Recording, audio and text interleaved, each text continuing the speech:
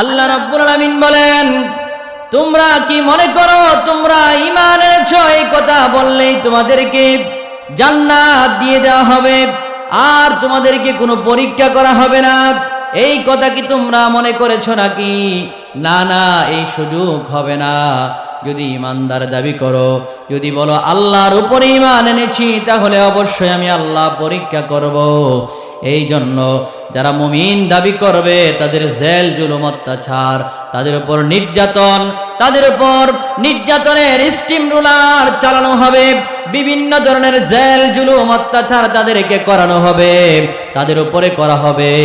এই জেল জুলুম অত্যাচার নির্যাতন যারা সহ্য করতে পারবে আর যারা এগুলোর উপরে আল্লাহ রাব্বুল আলামিনের উপর ভরসা করবে, ধৈর্য ধারণ করবে, আমার আল্লাহ রাব্বুল আলামিন তাদের জন্য আমার আল্লাহর 8টা জান্নাত লিখে রেখে